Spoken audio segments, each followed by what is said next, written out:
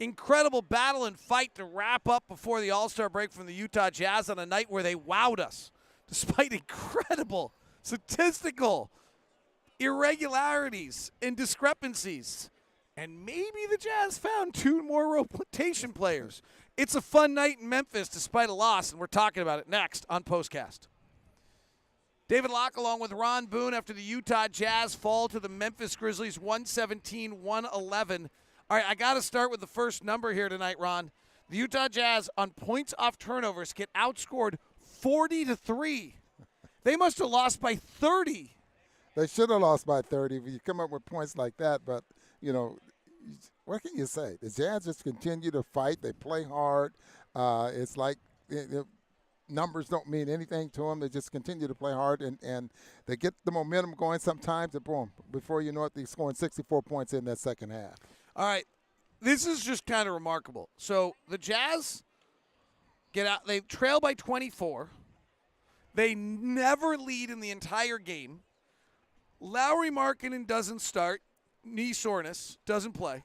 4 minutes in, Colin Sexton's out with a hamstring injury.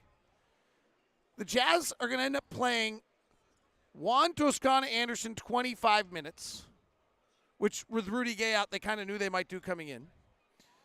Doak Azubuike had a super tough, 3 minutes, 42 seconds, minus 15. Can't play him again after that. Damian Jones comes in, and a crew of Talen Horton-Tucker, Juan Toscana Anderson, Damian Jones changed the game, and the Jazz get it all the way down to 3 and literally have the ball down 3 late. Probably should have played for 2. Confusion, having never played together again, throw it away, turn it over. I'm blown away right now. It's kind of the perfect game to close the break with because it's emblematic of everything they've done all season long. Yeah, and just think about the 2 guys that just playing tonight for the first time, and Anderson with 10 rebounds. 10 rebounds in 25 minutes. But Jones with the 7 minutes ended up with a couple of rebounds, 7 points, a couple of block shots to be able to run the floor, just made some things happen there.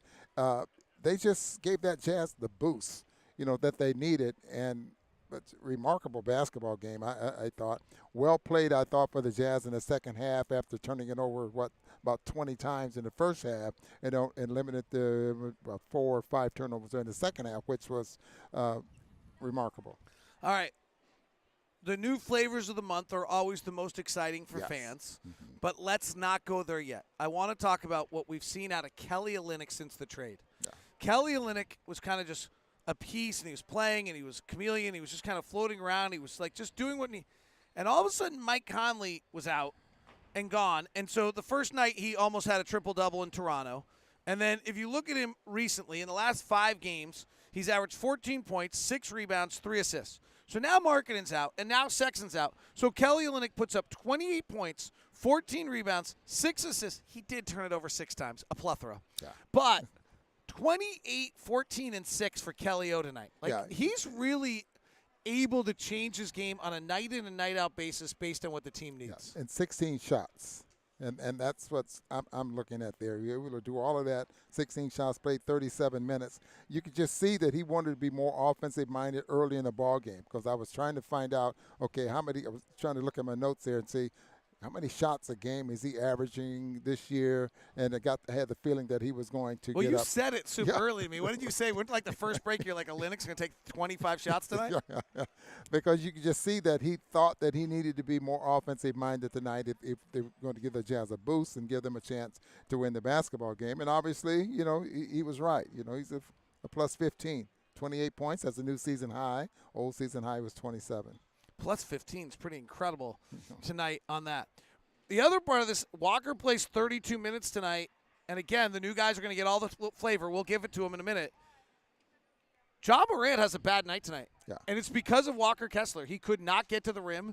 He had to take the floater all night. When he did attack Kessler, it didn't go well. Ja goes 8 of 26. He's 1 of 8 from 3. Walker played a really tough matchup, got put on the island every now and then, and handled it beautifully. Hey, Morant's used to getting to the rim. He's used to getting shots at the rim, shooting around shot blockers, that type of thing, and scoring at the rim or dunking on them. He tried both.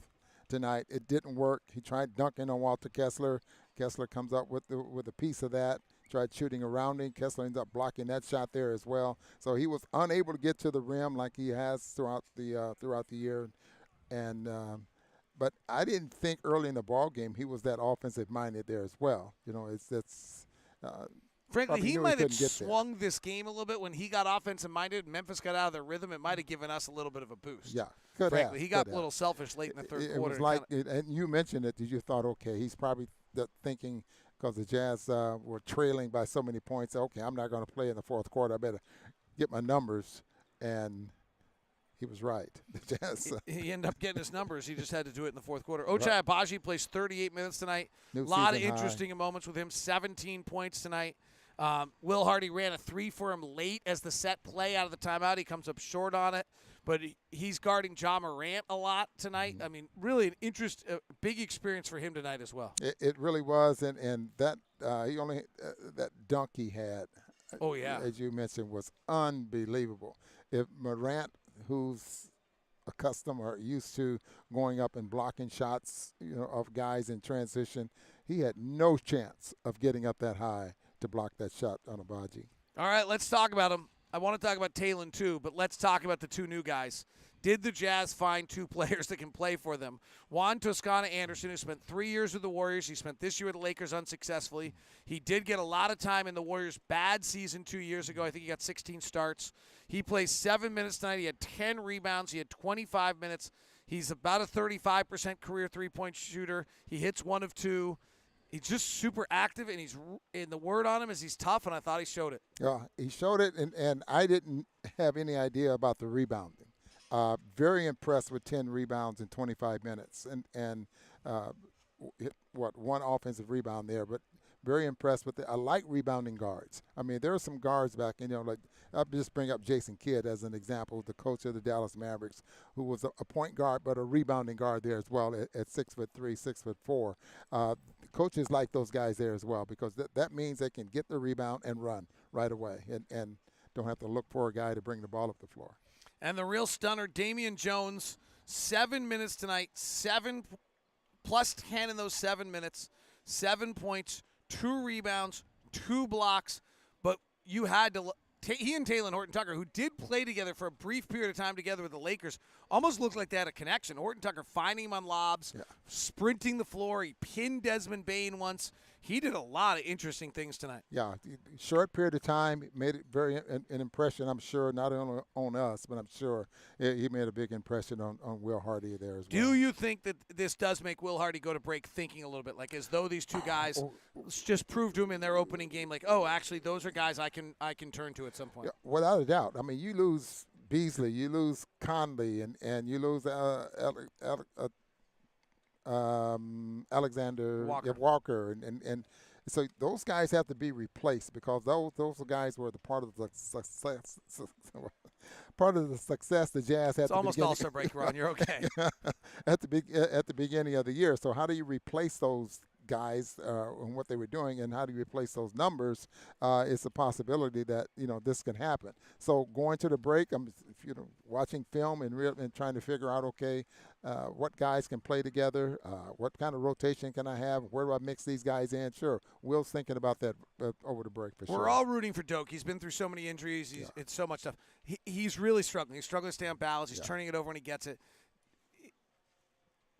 You want to give him as many chances as possible, but Damian Jones' performance tonight has to make Will think about that. When we come back from break, Damian Jones is playing those backup center minutes. Plus, David, he runs the floor. Yeah. Straight down the middle of the floor, yes. So we'll see. Will's got to think about it. Doesn't mean he's going to do it. I wanted your thoughts on Talen Horton-Tucker. He really he plays 31 minutes, and with Sexton out tonight, he's really at the helm for much of the game. What were your thoughts on his performance? I really liked his performance, and I think he's getting better every ball game at that position. Ended up with 7 assists again tonight, 3 turnovers, 1 costly one there toward the end. But I just think he's getting better and better. At the beginning of the year, he shot a lot of low percentage shots driving to the basket, and that seemed to be changing there as well. All right, 2 stars tonight. In a loss, it's not an easy one. I'm going one of them to Kelly Olynyk. 28 Yes. points, 14 rebounds, 6 assists. Too hard to deny. I like that one as well. The next star is hard to choose. Walker's got a claim for it with 14 and 10 and 3 blocks. Ochai's got a claim for it with a career-high 38 minutes and 17 points.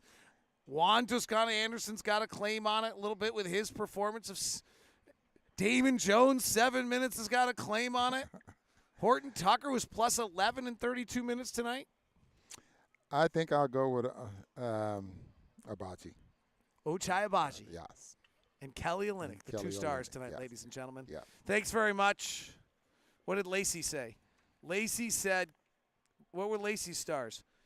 THT and KO. Lacey's always got her stars out there quickly on the show. And who did she have? She had Talen, Horton-Tucker, Uh-huh. and Kelly Olynyk. Legit, totally legit.